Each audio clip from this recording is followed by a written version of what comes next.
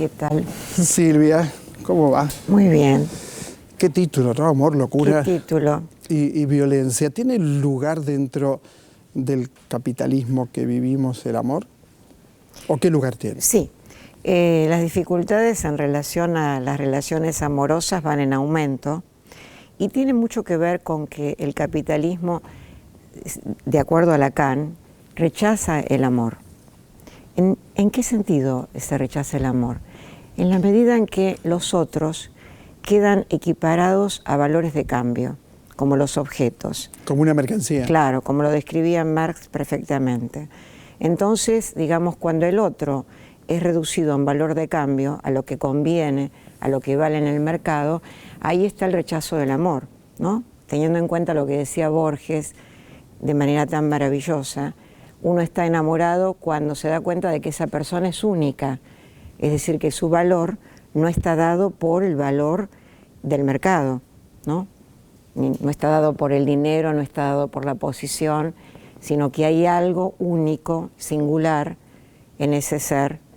Y eso, digamos, va en contra del capitalismo. De todas maneras tiene lugar Claro el amor. sí. Porque se basta a sí mismo. Exacto. Se basta a sí mismo y esto lo hace único. Así ¿no es. es cierto? Así es. El mundo como violencia y el mundo como imagen, dos temas que están presentes en tu libro. ¿Qué podrías decirnos de esto? El mundo como imagen lo planteaba Heidegger. Yo creo que el mundo es como imagen y como violencia. Dijiste algo muy interesante. El siglo pasado inaugura la criminalidad. Freud lo plantea muy bien. La Primera Guerra Mundial fue una guerra que no respetó a los civiles. O sea que ahí aparece la violencia sin códigos.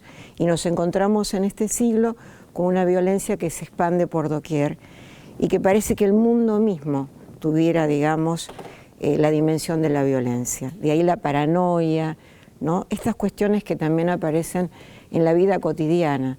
Por ejemplo, en un consorcio alguien duda del que dirige el consorcio. Entonces yo planteaba, bueno, en la época donde vivía mi padre era el que se hacía cargo del consorcio. Y un vecino me dice, bueno, pero en esta época ya no hay vecinos, hay enemigos. O sea que eso tampoco sería posible.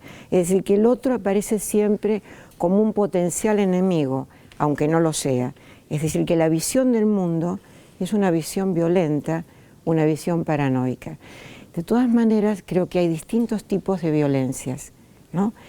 La violencia crece, como vos dijiste, donde decae la palabra, ¿no? Esa es la idea de Lacan. Cuanto más decae la palabra, más insiste la violencia. Vivimos en un mundo donde la palabra pierde cada vez más valor, en donde los sujetos se tornan incrédulos, no creen en lo que el otro dice, ya que sostienen que lo que le interesa al otro es el mercado, es el consumo, ¿no? Son los intereses, digamos, más personales y no tanto la palabra como verdad. Entonces ese descreimiento hace que haya una distancia cada vez mayor entre lo que se dice y lo que se hace. Eso va generando muchísima incredulidad, la palabra pierde peso y ahí donde la palabra pierde peso se incrementa la violencia. De todas maneras creo que hay distintos tipos de violencia y en este libro, a diferencia del anterior, tomo fundamentalmente la llamada violencia de género, o sea, el tema del golpeador y su víctima, entre comillas. Digo entre comillas porque también llama la atención porque las mujeres permanecen al lado del golpeador. Y eso es lo que trato de indagar en el libro. ¿Por qué? Bueno. ¿Por qué permanecen al lado del golpeador? Bueno, hay varias razones.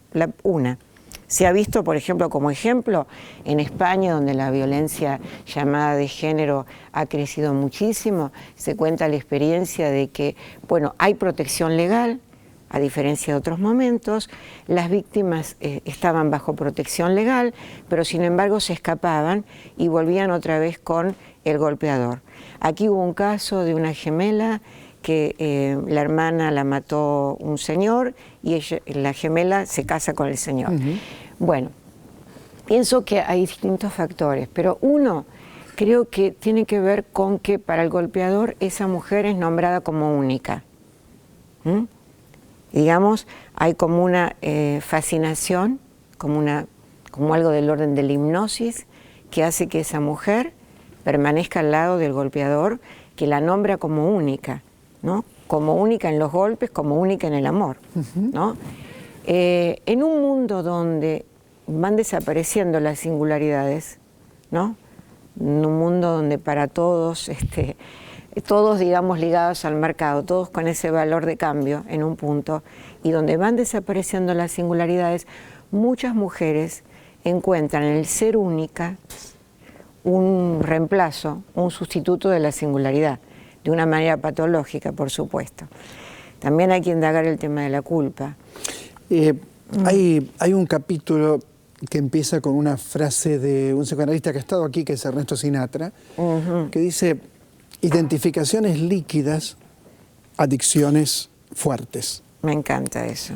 ¿Por qué? Encanta eso. Me encanta porque creo que en un punto Bauman se equivoca cuando habla de, bueno, de todo líquido, ¿no? Todo líquido. Hay un punto en que sí, digamos, eso líquido de alguna manera tiene que ver con el nihilismo que ya anticipaba Nietzsche y que Bauman no lo cita, eso me parece bastante complicado. Es decir, que el nihilismo está vigente, lo líquido está vigente, pero junto a eso están las adicciones, ¿no? La pregnancia en relación a las adicciones y también la pregnancia en relación a estos vínculos, digamos, ligados a la violencia. O sea, crecen las adicciones cuando el mundo cada vez es más líquido, ¿no?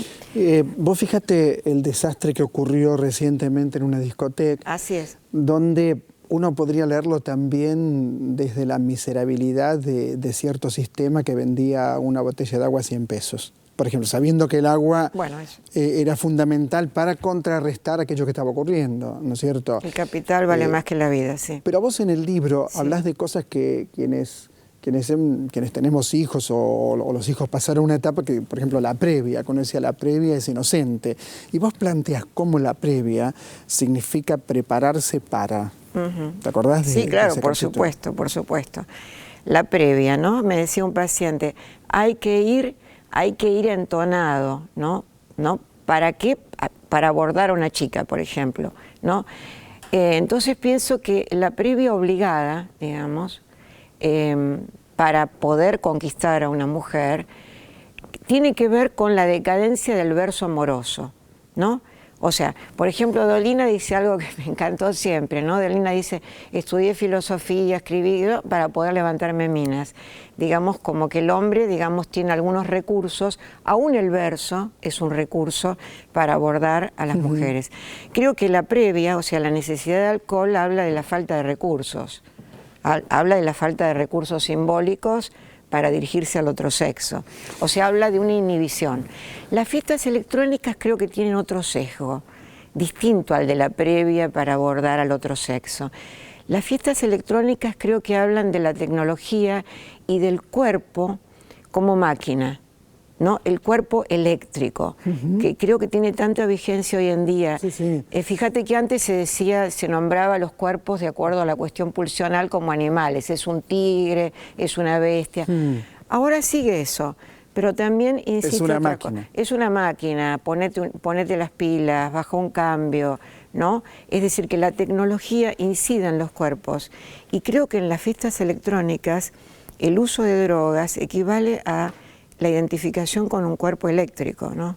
Hay mucho de eso. Vos fíjate que hay textos que supongo que los habéis escrito antes de algunos hechos, pero que nos recuerdan estos hechos. En un momento hablas del auto, de un auto como un falo, como algo, bueno, no sé, que sirve para tener la mejor mujer, suponete, ¿no es cierto? No pensamos así nosotros, pero hay un video que lo vi yo, donde un señor va a 270 kilómetros, un joven de 22 años, con la novia al lado por la Ruta 2. Ese mismo joven, en estos días, atropella un auto y mata, o muere, vamos a decir muere porque yo no conozco el caso, más que por los medios, muere la persona que atropella. Ahora, en el video, él se siente se siente omnipotente de poner un auto a 270 kilómetros por hora y lo acompaña una chica rubia que lo está felicitando por lo que está haciendo. Estos temas rozan todo el tiempo el libro que escribiste. Así es. Son temas que tienen que ver con el vacío, con la violencia, Por también supuesto. con la inconsistencia del discurso. La inconsistencia. Sí, bueno, Guy Debord hablaba de la sociedad del espectáculo en ese libro maravilloso donde decía un nuevo valor ya no es ser y tener, sino aparecer, ¿no? Aparecer a cualquier precio, ¿no? Aparecer en esa suma potencia, aunque sea un instante. Este tema del instante es muy importante también en el uso de las drogas, ¿no? Ese instante de potencia, ¿no? El Paco también tiene que ver con eso en otro sentido, ¿no? Es un instante, un golpe, y que habla, por supuesto, de la inconsistencia. Ahora, cuanto más vacío el hombre, más necesidad de aparecer, de mostrar, digamos, ese punto fálico, aparente. Claro, el que le pega a una mujer en realidad lo que muestra es su impotencia. Exacto. Su impotencia y el fracaso de la palabra, el fracaso de todo discurso. El fracaso de la autoridad, ¿no? Koyev lo dice de una manera muy interesante. Cuando tengo que apelar a la fuerza es porque dejé de tener autoridad, ¿no? Y creo que, bueno, es una manera de restituir, ¿no?, el poder mediante la violencia, pero eso habla de la impotencia. El hombre violento es un hombre impotente, es así. ¿Qué pasa con...?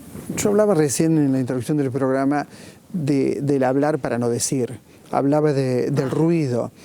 Bla, bla, bla. Creo que hay cierta inconsistencia en los discursos contemporáneos. Creo que la palabra política en todo el mundo está devaluada, es decir, en todo el mundo la palabra política está devaluada. Cualquiera dice cualquier cosa y eso que se dice, que también avalan los medios, parece que tuviera consistencia por los medios legitimantes. Supuestamente, si lo decís en televisión, es importante, o si lo decís en un diario de gran tirada. ¿Cómo ves esa inconsistencia del discurso del mundo en el que vivimos? Bueno, tengo que apelar a Nietzsche, donde hablaba de la devaluación de los valores, ¿no? En la medida en que la devaluación de los valores tiene que ver con que el discurso va por un lado y la realidad va por el otro. Ahora, que se avale es lo más complicado, ¿no? Porque eso también genera una increencia, ¿no? Es decir, eso está a favor del capitalismo, ¿no? Es decir, eso no vale nada, ¿no? Porque la gente tampoco cree demasiado, ¿eh? Escucha pero no cree demasiado. Y me parece que eso avala el capitalismo, porque entonces lo que vale es el consumo, no la palabra. Es la pérdida del valor de la palabra. Y hay algo que... El origen... Hay algo que está muy presente y que los psicoanalistas lo ven, me parece, muy claramente, que es el imperativo de felicidad. Que el imperativo de felicidad termina convirtiéndote en un infeliz. Porque sería como un mundo perfecto, un mundo donde es toda potencia, toda fuerza, todo éxito. Vos lo planteaste en las entrevistas, en la de Eric Lorán, me acuerdo.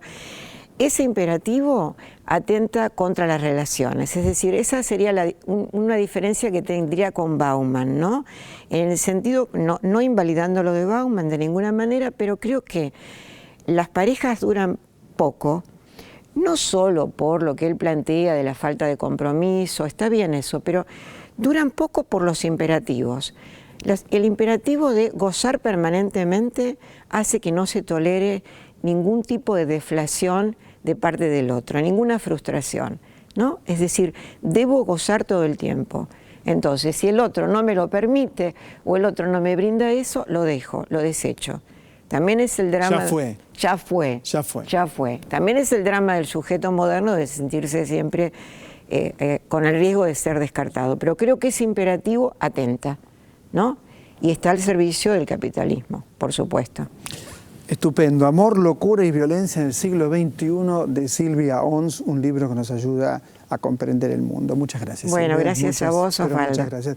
Hay mucho material en Otra Trama y enseguida, en instantes, regresamos por la televisión pública argentina, como siempre.